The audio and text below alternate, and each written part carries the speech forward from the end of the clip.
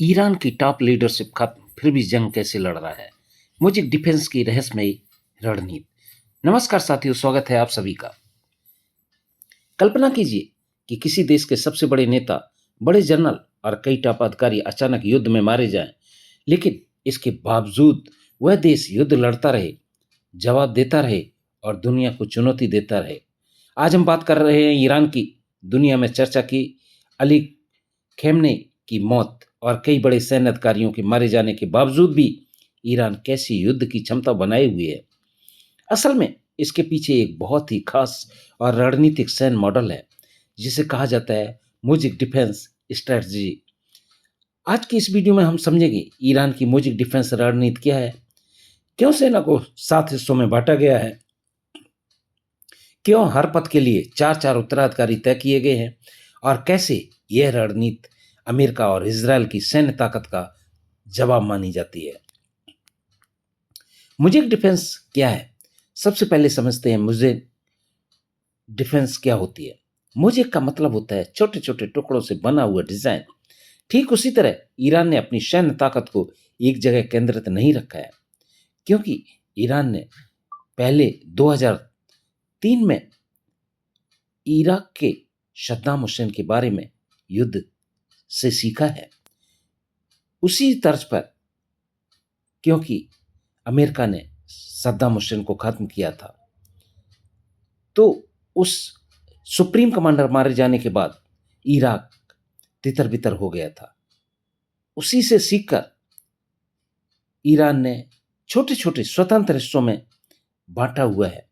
इसका फायदा यह है कि अगर दुश्मन राजधानी पर हमला करे, कमांड सेंटर को नष्ट कर दे या बड़े जनरलों को मार दे, तब भी पूरा सिस्टम खत्म नहीं होता। बाकी यूनिट स्वतंत्र रूप से लड़ाई जारी रख सकती हैं। यह रणनीति किसने बनाई? इस सैन्य मॉडल को सबसे ज्यादा विकसित किया गया है ईरान की शक्तिशाली सैन्य संस्था इस्लामिक रिवॉल्यूशनरी गार्ड कॉर्प्स। इसके पूर्व कमांडर मोहम्मद अली जाफरी के समय इस मॉडल को मजबूत बनाया गया। ईरान ने पिछले 20 वर्षों तक संयुक्त राज्य अमेरिका के युद्धों का अध्ययन किया। उन्होंने देखा कि इराक में सद्दाम हुसैन का शासन सिर्फ इसलिए जल्दी गिर गया क्योंकि उनकी सेना पूरी तरह केंद्रीकृत कमांड पर निर्भर थी। जब कमांडर सेंटर नष्ट हुआ, पूरा सिस्टम टूट गया। ईरान ने इससे सबक लिया। ईरान ने सेना को 7 हिस्सों में बांटा। ईरान ने अपनी सैन्य ताकत को 7 अलग अलग हिस्सों में बांट दिया।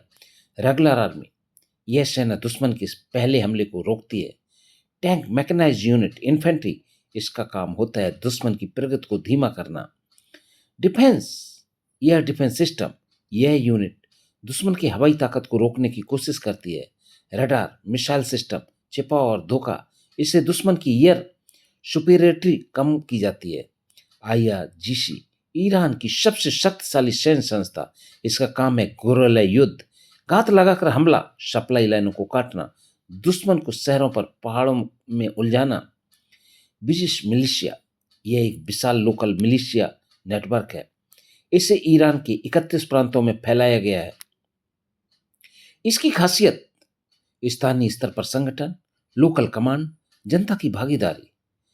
नौसेना, ईरान की नौसेना खासतौर पर स्ट्रेट ऑफ हॉर्मुज और फारस की खाड़ी में सक्रिय रहती है।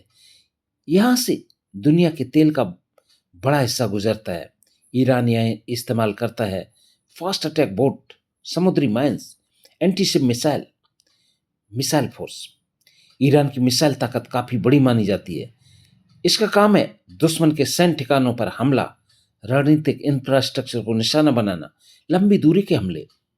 क्षेत्रीय नेटवर्क, ईरान के सहयोगी कई समूह मिडिल ईस्ट के अलग अलग क्षेत्रों में सक्रिय हैं, जैसे हिजबुल्ला, मूथी मूवमेंट। इनका काम होता है जंग को कई मोर्चों पर फैलाना। हर पद के लिए 4 उत्तराधिकारी ईरान की रणनीति का सबसे दिलचस्प हिस्सा है। फोर्थ सक्सेसर सिस्टम, इसका मतलब है हर बड़े पद के लिए 4 संभावित उत्तराधिकारी पहले से तय रहते हैं। अगर पहला नेता मारा जाए तो दूसरा संपर्क से बाहर हो जाए, तीसरा घायल हो जाए तो चौथा तुरंत जिम्मेदारी संभाल लेता है। इससे सेना और सरकार का भी ठप नहीं होती। सस्ती तकनीक से महंगी ताकत को चुनौती।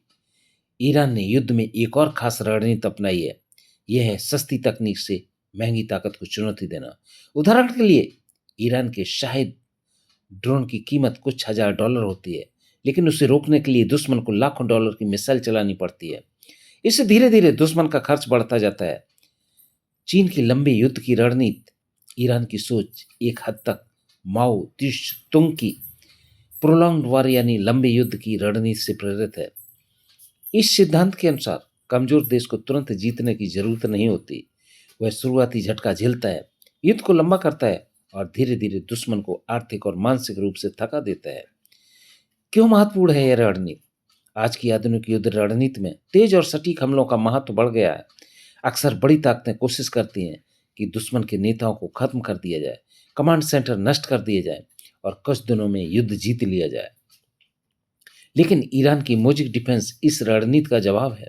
इसका मकसद है भारी हमलों के बाद भी देश की सैन्य और रणनीतिक संरचना को जीवित रखना। साथियों, ईरान की यह रणनीति हमें यह सिखाती है कि युद्ध सिर्फ हथियारों से नहीं जीता जाता, बल्कि उसमें जरूरी होती है संगठन, धैर्य और लंबी रणनीतिक सोच। ईरान का लक्ष्य जल्दी जीत हासिल करना नहीं है, उसका लक्ष्य है युद्ध को इतना लंबा खींच देना कि दुश्मन खुद थक जाए। और शायद यही कारण है कि भारी हमलों और बड़े नुकसान के बाद भी ईरान कहता है कि वह अभी भी लड़ने के लिए तैयार है और युद्ध का फैसला उसके हाथ में है। मिलते हैं फिर एक अगली वीडियो में, तब तक के लिए जय हिंद, वंदे मातरम, धन्यवाद।